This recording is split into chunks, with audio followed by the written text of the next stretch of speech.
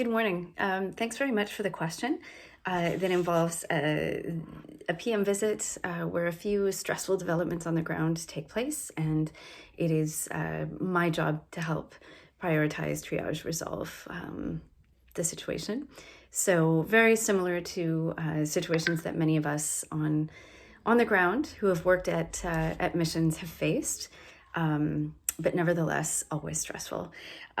So in this particular case, the PM is on his last day of a 3-day visit. 2 of our LES have called in sick at the mission, and unfortunately there's been a fire on the Challenger, and so the anticipated departure of Prime Minister Trudeau looks like it won't be possible. And then we have a high-level leaders level meeting imminently in 30 minutes, which I will be taking part in, and our translator doesn't appear to have the linguistic capacity to translate for that meeting.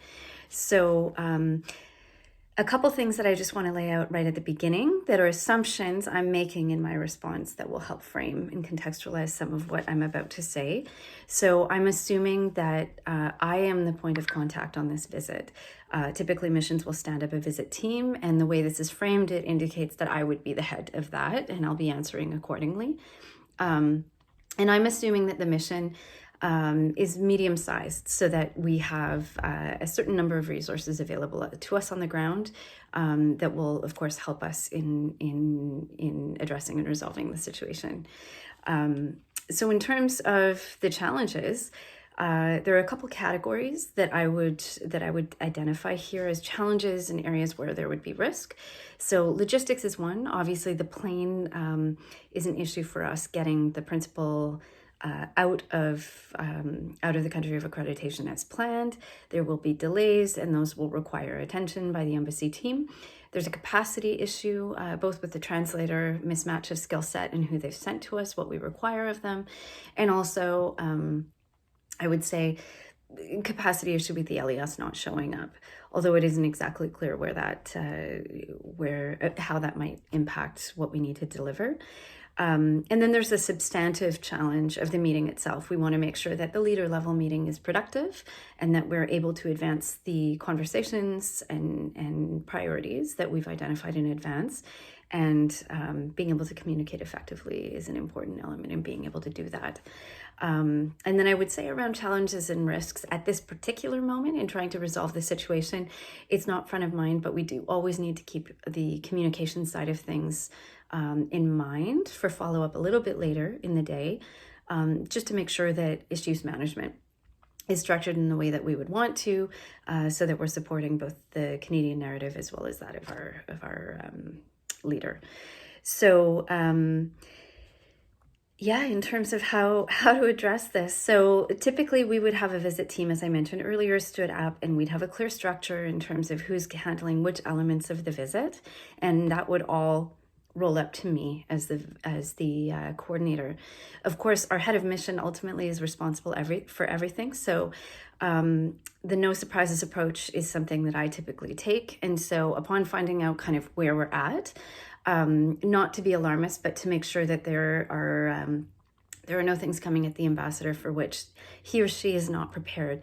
So I would either have a very quick call or send a quick WhatsApp message just to indicate a few challenges this morning, well in hand, coming back to you very shortly with solutions, as well as an update on what's moving ahead. So stay tuned. If you have any questions, let me know. That way, I think if we have any of the Privy Council officers or staff, any of the Prime Minister's office staff coming to the ambassador asking questions, at minimum, they're equipped to say, I'm aware and we're taking action, stay tuned.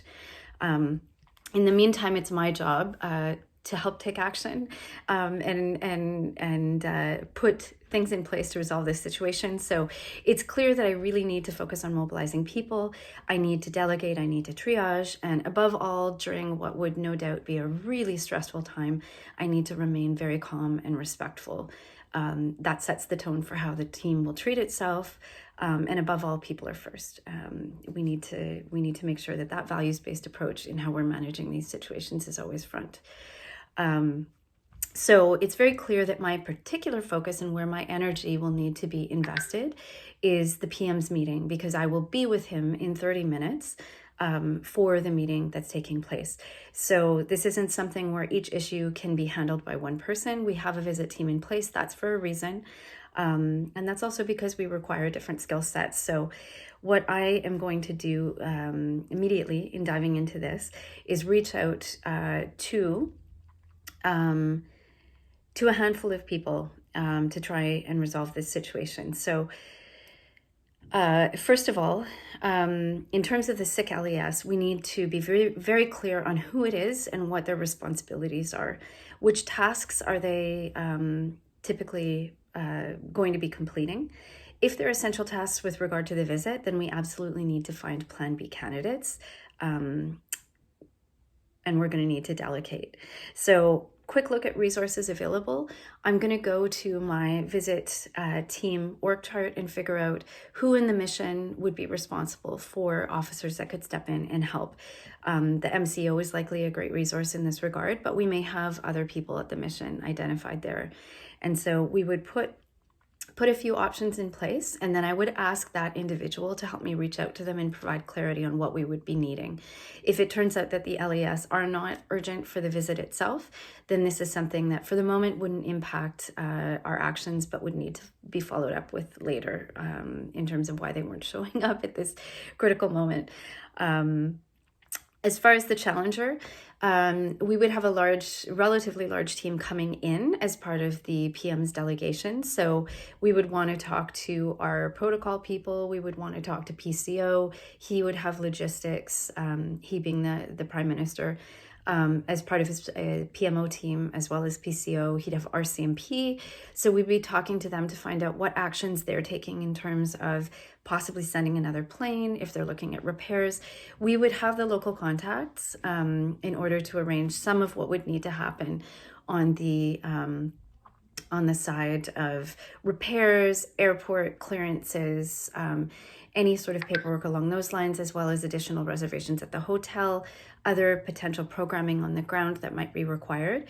So once I had a clear idea from the PM's team about what they're doing and maybe what their desired outcome would be, then again, back to the visit team, potentially the MCO and MSO as well, to find out what we need to do and how we're moving forward.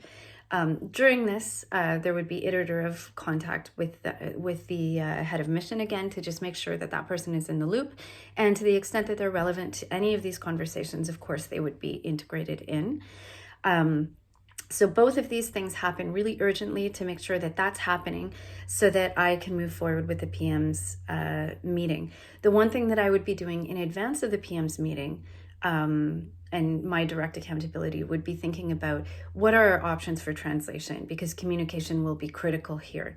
So while the other conversations are happening around how we manage the other issues after I have delegated, I would then be focused on, am I capable of doing the translation? If not, do we have staff at the mission that would be capable of this, either CBS or locally engaged staff?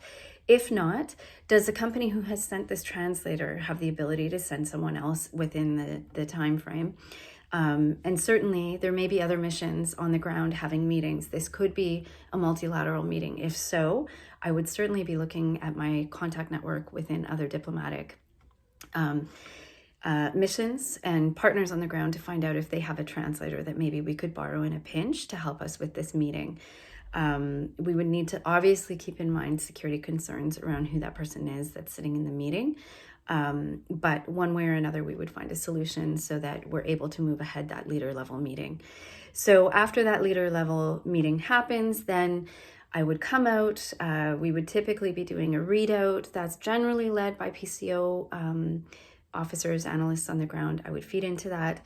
And then I would circle back and continue to work on these other issues that are more logistics in nature, as well as sort of moving ahead any comms required to manage the issue with Canadian or international media.